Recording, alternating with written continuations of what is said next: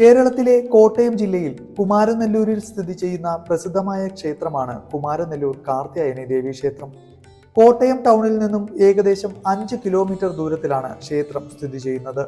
കുമാരനെല്ലൂർ ജംഗ്ഷനിൽ നിന്നും 1 കിലോമീറ്ററും കുമാരനെല്ലൂർ റെയിൽവേ സ്റ്റേഷനിൽ നിന്നും 900 മീറ്ററുമാണ് ക്ഷേത്രത്തിലേക്കുള്ള ദൂരം. കുമാരനെല്ലൂർ ദേവി ക്ഷേത്രത്തിൽ നിന്നും അല്പം അകലെയായി മീനച്ചിലാർ ഒഴുകുന്നു. കുമാരനെല്ലൂർ ക്ഷേത്രത്തിലെ മുഖ്യ പ്രതിഷ്ഠ ആദിപരാശക്തിയായ ദുർഗാ ഭഗവതിയാണ്. മധുര മീനാക്ഷി ചൈതന്യമാണ് ഭഗവതിക്ക്. ഭക്തിയാദരപൂർവ്വം കുമാരനെല്ലൂരമ്മ എന്ന് ഭഗവതിയെ വിളിക്കുന്നു. പരശുരാമൻ പ്രതിഷ്ഠ നടത്തിയ 108 ദുർഗാക്ഷേത്രങ്ങളിലെ ഭഗവതിമാർ ഒന്നിച്ചു വന്ന് താമസിക്കുന്ന ഇടമാണ് കുമാരനെല്ലൂർ എന്ന വിശ്വാസം. 108 ശിവാലയങ്ങളിൽ പരാമർശിക്കുന്ന അമ്പിളിക്കാട് എന്ന സ്ഥലം കുമാരനെല്ലൂർ ക്ഷേത്രത്തിലെ ശിവസന്നിധിയാണെന്ന് വിശ്വസിച്ചു വരുന്നു. കുമാരനെല്ലൂർ ക്ഷേത്രത്തിന്റെ കിഴക്കേ നടയിൽ കേരളീയ വാസ്തുശില്പ ശൈലിയിൽ നിർമ്മിച്ച ഇരുനില ഗോപുരം. ക്ഷേത്രഗോപുരം ചുവർചിത്രങ്ങളും ദാരുശില്പങ്ങളും കൊണ്ട് മനോഹരമാക്കിയിട്ടുണ്ട്. ക്ഷേത്രത്തിന് മുൻവശത്തായി ആൽമരവും തെക്കുഭാഗത്തായി ദേവീവിലാസം ഹൈസ്കൂളും സ്ഥിതി ചെയ്യുന്നു. കുമാരനെല്ലൂർ ദേവസ്വത്തിന്റെ കീഴിലുള്ള സ്കൂളാണിത്. ക്ഷേത്രത്തിന്റെ വടക്ക് കിഴക്ക് ഭാഗത്തായി ക്ഷേത്രക്കുളവും കാണാം. കിഴക്കേ ഗോപുരത്തിലൂടെ ക്ഷേത്രത്തിനകത്തേക്ക് പ്രവേശിക്കുമ്പോൾ ആദ്യം എത്തുന്നത് വലിയ ആനക്കൊട്ടിലാണ്. വിവാഹം, ചോറൂണ്, തുലാഭാരം തുടങ്ങിയവ ഇവിടെയാണ് നടത്തുന്നത്. ആനക്കൊട്ടിലിന് മുന്നിലായി സ്വർണ്ണ കൊടിമരവും അതിന്റെ മുന്നിലായി പ്രധാന ബലിക്കല്ലും കാണാം. ബലിക്കൽ പുരയുടെ തെക്ക് പടിഞ്ഞാറേ മൂലയിലെ തൂണിൽ കിഴക്ക് ദർശനമായി ഗണപതി ഭഗവാന്റെ വിഗ്രഹം. ക്ഷേത്രത്തിൽ വരുന്ന ഭക്തർ ആദ്യം വണങ്ങുന്നത് ഈ ഗണപതിയെയാണ്. ശ്രീകോവിലിന്റെ ചുറ്റിലുമായി 4 അമ്പലം പണിതിരിക്കുന്നു. 4 അമ്പലത്തിനകത്തേക്ക് കടക്കുന്ന വഴിയുടെ ഇരുവശങ്ങളിലുമായി വാതിൽ മാടങ്ങൾ പണിതിട്ടുണ്ട്. ശ്രീകോവിലിന് മുന്നിലായി കരിങ്കല്ലിൽ തീർത്ത വലിയ നമസ്കാര മണ്ഡപം. 16 തൂണുകളാൽ പണികഴിപ്പിച്ച മണ്ഡപം ദീർഘചതുരാകൃതിയിലാണ് നിർമ്മിച്ചിരിക്കുന്നത്. മണ്ഡപത്തിന്റെ മച്ചിൽ നവഗ്രഹങ്ങളും ഗജമസ്തകങ്ങളും ദേവീദേവന്മാരുടെ രൂപങ്ങളും കൊത്തിവെച്ചിട്ടുണ്ട്. മണ്ഡപത്തിന്റെ തെക്ക് പടിഞ്ഞാറേ മൂലയിലെ തൂണിനോട് ചേർന്ന് ഒരു മരയഴിക്കുള്ളിലായി ശാസ്താവിന്റെ പ്രതിഷ്ഠ. മണിഭൂഷണൻ എന്നാണ് ശാസ്താവ് ഇവിടെ അറിയപ്പെടുന്നത്. നാളികേരം ഉടയ്ക്കുന്നതാണ് ശാസ്താവിന്റെ പ്രധാന വഴിപാട്. കുമാരനെല്ലൂർ ക്ഷേത്രത്തിൽ 2 നിലകളോടുകൂടിയ വട്ട ശ്രീകോവിലാണ് പണികഴിപ്പിച്ചിട്ടുള്ളത്. ശ്രീകോവിലിന്റെ മേൽക്കൂര ചെമ്പുമേഞ്ഞും അതിനു മുകളിലായി സ്വർണ്ണ താഴികക്കുടവും നിർമ്മിച്ചിട്ടുണ്ട്. താഴികക്കുടം തിരുവിതാംകൂർ മഹാരാജാവായ ഉത്രാടം തിരുനാൾ മാർത്താണ്ഡവർമ്മ സമർപ്പിച്ചതാണ്. ശ്രീകോവിലിന് ചുറ്റും ചുവർചിത്രങ്ങൾ കൊണ്ട് മനോഹരമാക്കിയിട്ടുണ്ട്. കുമാരനെല്ലൂർ അമ്മയുടെ ഒരു അപൂർവ ചിത്രം ഇതിൽ ഏറ്റവും ശ്രദ്ധേയമായ ഒന്നാണ്. കൂടാതെ ഗണപതി, സരസ്വതി, ദക്ഷിണാമൂർത്തി, ശ്രീകൃഷ്ണൻ, അയ്യപ്പൻ, ഹനുമാൻ, ശ്രീരാമ പട്ടാഭിഷേകം, രാമരാവണ യുദ്ധം, ഗജേന്ദ്രമോക്ഷം, സപ്തഋഷികൾ തുടങ്ങിയ ചിത്രങ്ങൾ കൊണ്ട് ശ്രീകോവിലിന്റെ ചുവരുകൾ അലങ്കരിച്ചിരിക്കുന്നു. 3 അറകളോടുകൂടിയ ശ്രീകോവിലിൽ കിഴക്ക് ദർശനമായി അഞ്ജനശിലയിൽ തീർത്ത ചതുർബാഹുവായ ദേവീ വിഗ്രഹം പ്രതിഷ്ഠിച്ചിരിക്കുന്നു. നിൽക്കുന്ന രൂപത്തിലാണ് വിഗ്രഹമെങ്കിലും അടയാഭരണങ്ങളും മറ്റും ചാർത്തിക്കാണുമ്പോൾ ഇരിക്കുന്ന രൂപത്തിലാണെന്ന് തോന്നും. ചതുർബാഹുവായ ഭഗവതിയുടെ പുറകിലെ വലതു കൈയിൽ ശ്രീചക്രവും ഇടത് കൈയിൽ ശംഖും, മുന്നിലെ വലത് കൈ ഭക്തരെ അനുഗ്രഹിക്കുന്ന രീതിയിലും ഇടത് കൈ അരയിൽ കുത്തി നിൽക്കുന്ന രൂപത്തിലുമാണ് ഭഗവതിയുടെ വിഗ്രഹം. ത്രിമൂർത്തികളും ദേവകളും ദേവിയെ സ്തുതിക്കുമ്പോൾ ദേവി അവരെ അനുഗ്രഹിക്കുന്ന ഭാവത്തിലുള്ള ധ്യാന സങ്കല്പത്തിലാണ് പ്രതിഷ്ഠ. അതിനാൽ ദേവിയെ ഇവിടെ മഹാകാളി, മഹാലക്ഷ്മി, മഹാസരസ്വതി എന്നീ 3 ഭാവങ്ങളിലും ആരാധിച്ചു വരുന്നു. മഞ്ഞൾപ്പൊടി അഭിഷേകമാണ് ദേവിയുടെ പ്രധാന വഴിപാട്. പ്രസാദമായി നൽകുന്നതും മഞ്ഞളാണ്. നമസ്കാര മണ്ഡപത്തിന് മുന്നിൽ 24 തിരിയിട്ട് കൊളുത്തിയ ഭദ്രദീപം കാണാം. ചെമ്പകശ്ശേരി രാജാവായ ദേവനാരായണനാണ് ഈ ഭദ്രദീപം ഇവിടെ സ്ഥാപിച്ചത്. ക്ഷേത്രത്തിന്റെ തെക്കുഭാഗത്തായി പ്രത്യേകം ശ്രീകോവിലിൽ കിഴക്ക് ദർശനമായി മഹാദേവന്റെ പ്രതിഷ്ഠ. ഭഗവാന്റെ വാമഭാഗത്തായി വാഴുന്ന ഭഗവതി തന്മൂലം ശ്രീപാർവതിയായി വിളങ്ങുന്നു. പ്രദക്ഷിണ വഴിയുടെ പുറത്ത് തെക്ക് പടിഞ്ഞാറ് ഭാഗത്തായി ആൽമര ചുവട്ടിൽ കിഴക്ക് ദർശനമായി ശ്രീഭദ്രകാളിയുടെ കണ്ണാടി വിഗ്രഹം പ്രതിഷ്ഠിച്ചിട്ടുണ്ട്. ആൽമര ചുവട്ടിലെ പ്രതിഷ്ഠയായതിനാൽ ആലുങ്കൽ ഭഗവതി എന്ന പേരിൽ അറിയപ്പെടുന്നു. ഇത് കുമാരനെല്ലൂർ ദേവിയുടെ ഉഗ്രരൂപത്തിലുള്ള കാളീഭാവമായി സങ്കല്പിക്കപ്പെടുന്നു. ഗുരുതിയും രക്തപുഷ്പാഞ്ജലിയുമാണ് ഇവിടുത്തെ വഴിപാട്. കടുത്ത ദുരിതങ്ങൾ അനുഭവപ്പെടുന്നവർ ഇവിടെ പൂജകൾ നടത്തിയാൽ ദുരിതങ്ങൾ അകലും എന്ന വിശ്വാസവുമുണ്ട്. ക്ഷേത്രത്തിലെ വടക്കേ ഗോപുരത്തിന് പുറത്ത് പടിഞ്ഞാറ് ഭാഗത്തായി നാഗദൈവങ്ങളുടെ പ്രതിഷ്ഠയുണ്ട്.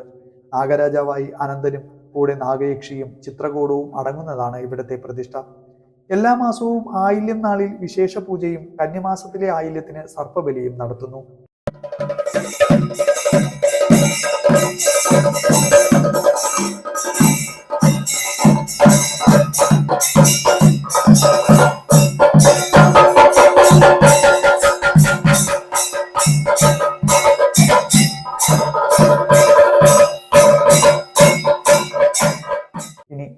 ക്ഷേത്രത്തിന്റെ ഐതിഹ്യത്തിലേക്ക്.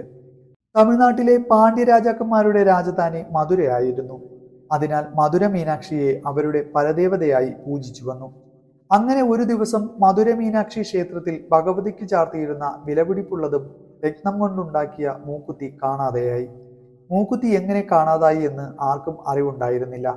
മൂക്കുത്തി പോയ വിവരം പാണ്ഡ്യ രാജാവ് അറിയുകയും അദ്ദേഹം പല രീതിയിൽ അന്വേഷണം നടത്തിയിട്ടും മൂക്കുത്തി കണ്ടെത്താനായില്ല. ഒടുവിൽ ക്ഷേത്രത്തിലെ ശാന്തിക്കാരൻ അറിയാതെ മൂക്കുത്തി പോകില്ലെന്ന് രാജാവ് തീർച്ചപ്പെടുത്തി. ദേവീഭക്തനായ ശാന്തിക്കാരന് മൂക്കുത്തി പോയത് എങ്ങനെയാണെന്ന് ഏതൊരു അറിവും ഉണ്ടായിരുന്നില്ല. എന്നാൽ ഇതൊന്നും മനസ്സിലാക്കാതെ രാജാവ് ശാന്തിക്കാരനെ വിളിച്ചു വരുത്തി ചോദ്യം ചെയ്യാൻ തുടങ്ങി. മണിക്കൂറുകളോളം ചോദ്യം ചെയ്തിട്ടും മൂക്കുത്തി എങ്ങനെ പോയെന്ന് പറയാൻ ശാന്തിക്കാരന് കഴിഞ്ഞില്ല.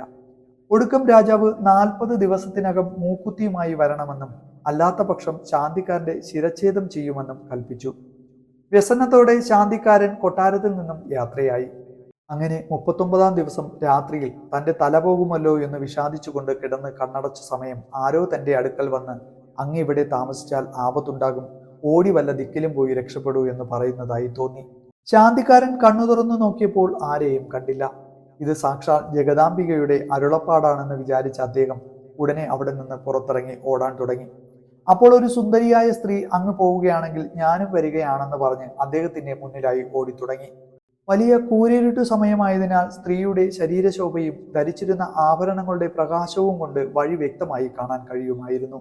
ഏറെ ദൂരം പിന്നിട്ടപ്പോൾ കൂടെയുണ്ടായിരുന്ന സ്ത്രീ പെട്ടെന്ന് മറഞ്ഞു. തുറന്ന് വഴിയും ദിക്കും അന്ധകാരമായി. മുന്നോട്ടുള്ള യാത്ര ദുഷ്കരമാവുകയും ചെയ്തു. യാത്ര ചെയ്ത് ക്ഷീണിതനായ ശാന്തിക്കാരൻ ഇനി വിശ്രമിക്കാതെ മുന്നോട്ടു പോകാൻ കഴിയില്ല എന്ന് മനസ്സിലാക്കി. ആ സമയത്ത് പെട്ടെന്നുണ്ടായ മിന്നൽ വെളിച്ചത്തിൽ ഒരു വഴിയമ്പലം കണ്ടു. മനസ്സിൽ ഭയവും വിചാരങ്ങളും ഉണ്ടായിരുന്ന ശാന്തിക്കാരൻ ക്ഷീണം കൊണ്ട് അവിടെ കിടന്നുറങ്ങി. അക്കാലത്ത് ഈ പ്രദേശം ഭരിച്ചിരുന്ന ചേരമാൻ പെരുമാൾ ഭഗവതിയെ പ്രതിഷ്ഠിക്കാൻ ഉദയനാപുരത്തും സുബ്രഹ്മണ്യനെ പ്രതിഷ്ഠിക്കാൻ ഇപ്പോഴത്തെ കുമാരനെല്ലൂരും ഓരോ ക്ഷേത്രം പണിത് അതിലേക്ക് വേണ്ടുന്നവയെല്ലാം വട്ടം കൂട്ടിക്കൊണ്ടിരിക്കുകയായിരുന്നു. വഴിയമ്പലത്തിൽ കിടന്നുറങ്ങിയ ശാന്തിക്കാരൻ പിറ്റേ ദിവസം കാലത്ത് കണ്ണു തുറന്നു നോക്കിയപ്പോൾ സുബ്രഹ്മണ്യനെ പ്രതിഷ്ഠിക്കാനായി പെരുമാൾ പണിയിച്ച ക്ഷേത്രത്തിലായിരുന്നു. ഇതെന്ത് അത്ഭുതം എന്ന് വിചാരിച്ച് ചുറ്റും നോക്കിയപ്പോൾ അമ്പലത്തിലെ ശ്രീകോവിലിന്റെ പീഠത്തിൽ താൻ പൂജിച്ചിരുന്ന മധുര മീനാക്ഷിയെ കാണാനിടയായി. തനിക്ക് വഴികാട്ടിയായി വന്ന സുന്ദരി സാക്ഷാൽ ആദി പരാശക്തിയാണെന്ന് മനസ്സിലാക്കി. അങ്ങനെ ശാന്തിക്കാരൻ ദേവിയെ വണങ്ങി പുറത്തിറങ്ങി. അവിടെ കണ്ടവരോടെല്ലാം ക്ഷേത്രത്തിൽ മധുര മീനാക്ഷി കുടികൊള്ളുന്നു എന്ന് അറിയിച്ചു. കൂടി നിന്നവർ ശ്രീകോവിലിൽ നോക്കിയപ്പോൾ ആരെയും കാണാൻ കഴിഞ്ഞില്ല. ശാന്തിക്കാരന് മാത്രമാണ് ഭഗവതിയെ കാണാനായത്. ശാന്തിക്കാരന്റെ വാക്കുകൾ കേട്ട് കൂടി നിന്നവർ ഭ്രാന്താണെന്ന് സംശയിച്ച് അദ്ദേഹത്തെ പരിഹസിച്ചു. ഈ വിവരമറിഞ്ഞ് പെരുമാളും ക്ഷേത്രത്തിലെത്തി. പെരുമാളിനും ശ്രീലകത്ത് ഭഗവതിയെ കാണാൻ കഴിഞ്ഞില്ല. തുടർന്ന് ശാന്തിക്കാരൻ തന്നെ തൊട്ടുകൊണ്ടു നോക്കാൻ പെരുമാളിനോട് ആവശ്യപ്പെട്ടു. പെരുമാൾ അപ്രകാരം ചെയ്തപ്പോൾ ദേവി പീഠത്തിലിരിക്കുന്നത് കണ്ടു. ഇതെങ്ങനെ സംഭവിച്ചു എന്ന് പെരുമാൾ ശാന്തിക്കാരനോട് ചോദിച്ചു. ഉണ്ടായ അനുഭവങ്ങളെല്ലാം ശാന്തിക്കാരൻ വിസ്തരിച്ചു പറഞ്ഞു. സംഗതികളെല്ലാം കേട്ടപ്പോൾ പെരുമാൾക്ക് വിശ്വാസവും വിസ്മയവും ഉണ്ടായെങ്കിലും അല്പം കോപവും വന്നു. ഞാൻ സുബ്രഹ്മണ്യ സ്വാമിയെ പ്രതിഷ്ഠിക്കാനായി ഉണ്ടാക്കിയ സ്ഥലത്ത് ദേവി കയറിയിരുന്നതിനാൽ ഞാനിവിടെ ഏതൊന്നും കൊടുക്കുകയില്ലെന്നും ദേവിക്ക് വേണ്ടത് സ്വയമേ ഉണ്ടാക്കിക്കൊള്ളട്ടെ എന്നും പെരുമാൾ പറഞ്ഞു. തുടർന്ന് ഉദയനാപുരത്ത് പണി കഴിച്ച അമ്പലത്തിൽ സുബ്രഹ്മണ്യ സ്വാമിയെ പ്രതിഷ്ഠിക്കാൻ തീരുമാനിച്ച് പെരുമാൾ അവിടെ നിന്നും യാത്രയായി. യാത്ര ഒരു സ്ഥലത്തെത്തിയപ്പോൾ പെരുമാൾക്കും കൂട്ടർക്കും പെട്ടെന്ന് കഠിനമായ മൂടൽമഞ്ഞും കണ്ണു കാണാതാവുകയും ചെയ്തു. തുടർന്ന് മുന്നോട്ടുള്ള യാത്ര അസാധ്യമായി. ഇനി എന്ത് എന്ന് ആലോചിച്ചു നിന്ന പെരുമാളിനോട് ഒരു സേവകൻ പറഞ്ഞു, നമുക്കിപ്പോൾ ആപത്ത് നേരിട്ടത് ആ ദേവിയുടെ മായാവൈഭവം കൊണ്ടാണെന്നും അല്ലാതെ ഇപ്പോൾ ഇങ്ങനെ വരാൻ ഇടയില്ലെന്നും അറിയിച്ചു.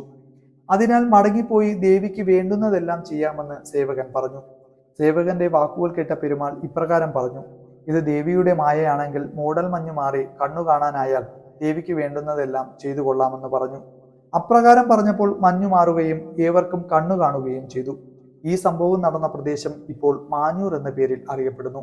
അങ്ങനെ ദേവി സാന്നിധ്യം അറിയിച്ച സ്ഥലത്ത് തിരിച്ചെത്തിയ പെരുമാൾ ദേവി പ്രതിഷ്ഠ നടത്താനുള്ള ഒരുക്കങ്ങൾ നടത്തി. കുമാരനെല്ലൂരിൽ പ്രതിഷ്ഠിക്കാൻ വച്ചിരുന്ന സുബ്രഹ്മണ്യ വിഗ്രഹം ഉദയനാപുരത്തേക്ക് കൊണ്ടുപോകാനും അവിടെ പ്രതിഷ്ഠിക്കാൻ വച്ചിരുന്ന ദേവീ വിഗ്രഹം ഇവിടെ എത്തിക്കാനും കൽപ്പിച്ചു.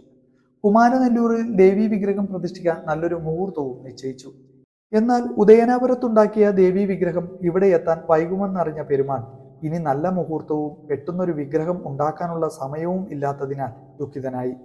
അന്ന് രാത്രിയിൽ കിടന്നുറങ്ങിയ പെരുമാളിനോട് ഒട്ടും വിഷമിക്കേണ്ട, ഇവിടെ നിന്നും 2 നാഴിക വടക്ക് കിഴക്കായുള്ള മലയിലെ കിണറ്റിൽ എൻ്റെ ഒരു ബിംബം കിടക്കുന്നുണ്ട്, അതെടുത്തു കൊണ്ടുവന്ന് പ്രതിഷ്ഠ നടത്തിയാൽ മതിയെന്ന് ആരോ തൻ്റെ അടുക്കൽ വന്ന് പറയുന്നതായി സ്വപ്നം കണ്ടു. പിറ്റേ ദിവസം രാവിലെ സ്വപ്നത്തിൽ കണ്ടത് വാസ്തവമാണോ എന്നറിയാൻ സേവകരെയും കൂട്ടി പെരുമാൾ മലയിലെത്തി. കാട് മൂടിക്കിടന്ന സ്ഥലം വൃത്തിയാക്കിയപ്പോൾ കിണർ കാണുകയും അതിൽ നിന്നും അഞ്ജനശിലയിൽ തീർത്ത കേടുകൂടാത്ത ഒരു ഭഗവതി വിഗ്രഹം കണ്ടുകിട്ടി. തുടർന്ന് ആഘോഷപൂർവ്വം വിഗ്രഹം കുമാരനെല്ലൂർ എത്തിക്കുകയും നിശ്ചിത മുഹൂർത്തത്തിൽ ശ്രീലകത്ത് പ്രതിഷ്ഠിക്കുകയും ചെയ്തു. തുടർന്ന് മധുരയിൽ നിന്ന് വന്ന ശാന്തിക്കാരനെ ക്ഷേത്രത്തിലെ പൂജാരിയാക്കി. ദേവിയുടെ കൂടെ മധുരയിൽ നിന്ന് വന്ന ബ്രാഹ്മണന്റെ വംശജർ ഇപ്പോഴും കുമാരനെല്ലൂരിലുണ്ട്. അവരുടെ ഇല്ലപ്പേര് മധുരയെന്നും അവിടെയുള്ളവരെ മധുര നമ്പൂതിരിമാർ എന്നുമാണ് അറിയപ്പെടുന്നത്. എല്ലാവർക്കും നല്ല നമസ്കാരം. ഞാൻ കെ.എ. മുരളി, കാഞ്ഞിരക്കാട്ടില്ലം, കുമാരനെല്ലൂർ ദേവീക്ഷേത്രം ഭരണാധികാരിയാണ്. കഴിഞ്ഞ വർഷമാണ് ഞാൻ ഇതിൻ്റെ ഭരണാധികാരി സ്ഥാനം ഏറ്റെടുത്തത്. കേരളത്തിലെ അറിയപ്പെടുന്ന മഹാക്ഷേത്രങ്ങളിൽ വളരെ പ്രശസ്തമായ ക്ഷേത്രമാണ് കുമാരനെല്ലൂർ ദേവീക്ഷേത്രം. പിൽക്കാലത്ത് ഇവിടെ ശ്രീ ആദിശങ്കരാചാര്യർ ക്ഷേത്രത്തിലെത്തുകയും ക്ഷേത്രത്തിൻ്റെ പഞ്ചപൂജകൾ 5 പൂജകൾ ഏത് രീതിയിലായിരിക്കണം, അതിൻ്റെ സങ്കല്പങ്ങൾ എന്തൊക്കെ എന്ന് അദ്ദേഹം നിശ്ചയിച്ച് പറയുകയും ചെയ്തു. മധുരയിൽ നിന്ന് പോന്ന പുരോഹിതൻ്റെ ഭവനം ഈ ക്ഷേത്രത്തിനടുത്ത് തന്നെ മധുര മന എന്ന പേരിൽ അറിയപ്പെടുന്നു. ഇന്നും അവിടുത്തെ പുരുഷ പ്രജകൾക്കാണ് ദേവിയുടെ മൂലബിംബത്തിൽ മന്ത്രം മേൽശാന്തിക്ക് പറഞ്ഞു കൊടുക്കാനുള്ള അവകാശം അവർക്കാണുള്ളത്. തന്ത്രി മള്ളുശ്ശേരി കരയിലെ കടിയക്കോലില്ലത്തിനാണ് തന്ത്രമുള്ളത്.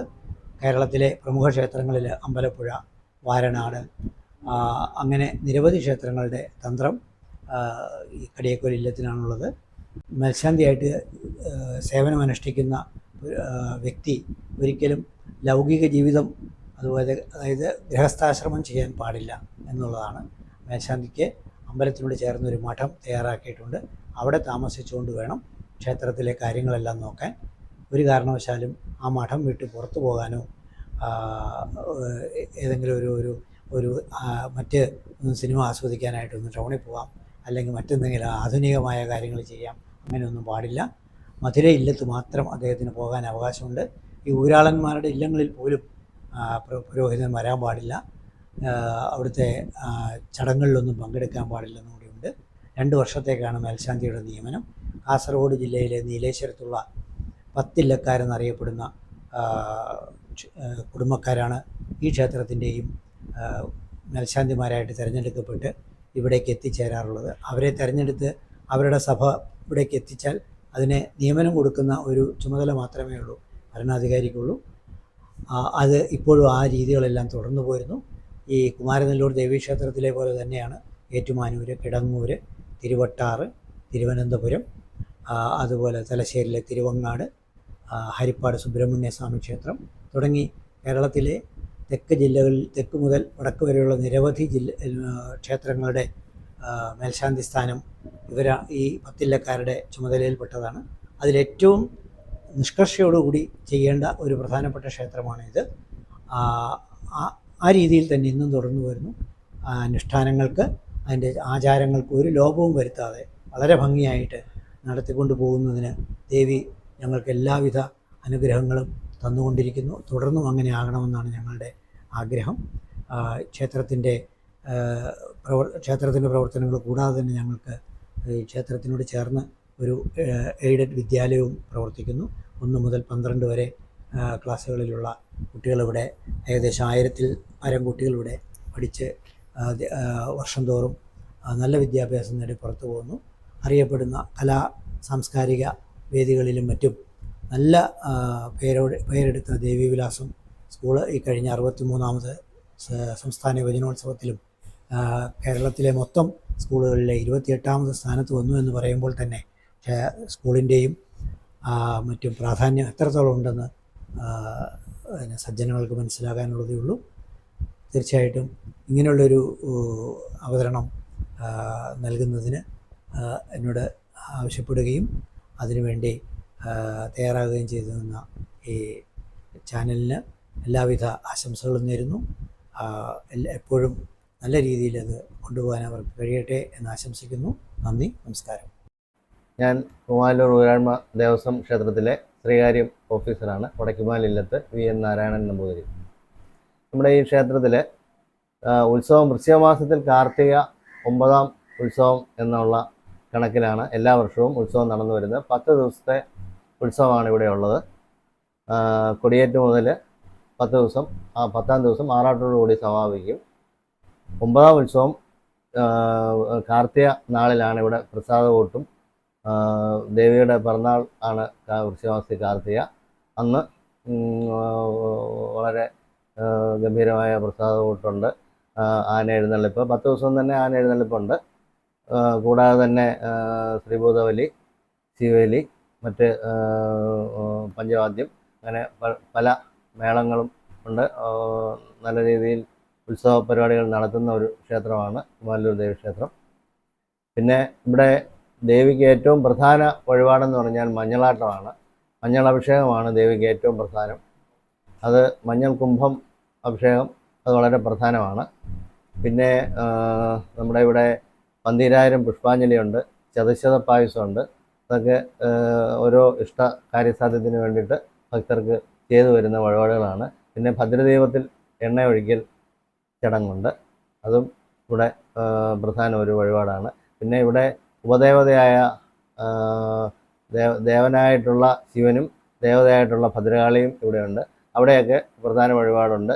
ശിവൻ്റെ അവിടെ ഒരു വലിയ ധാരയുണ്ട്. വലിയ ഗുരുതി മറ്റേ ഭദ്രകാളി നടയിൽ അത് രാത്രി നടത്തുന്ന വഴിപാടുകളാണ്. ഇതൊക്കെയാണ് നമ്മുടെ ക്ഷേത്രത്തെക്കുറിച്ചുള്ള പ്രധാന വഴിപാടുകൾ.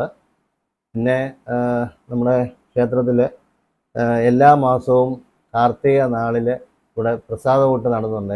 എല്ലാ മാസത്തിലും കാർത്തിക നാളിലൂടെ പ്രസാദകൂട്ടുണ്ട്. പിന്നെ വൈകുന്നേരം എന്തെങ്കിലും ഒരു കലാസന്ധ്യ കച്ചേരിയോ അല്ല അങ്ങനെ എന്തെങ്കിലും ഒരു ക്ഷേത്ര കലകൾ എന്തെങ്കിലും നമ്മളിവിടെ നടത്തി വരുന്നുണ്ട്. പിന്നെ ഉള്ളത് നമ്മൾ എല്ലാ ഏകാദശിക്കും ഇവിടെയുള്ള കുറച്ച് വയസ്സായ വനിതകൾ ചേർന്ന് നടത്തുന്ന ഒരു ഇത് പാരായണം ഉണ്ട്. അങ്ങനെ പല ചടങ്ങുകളും ഇവിടെ നടത്തുന്നുണ്ട്.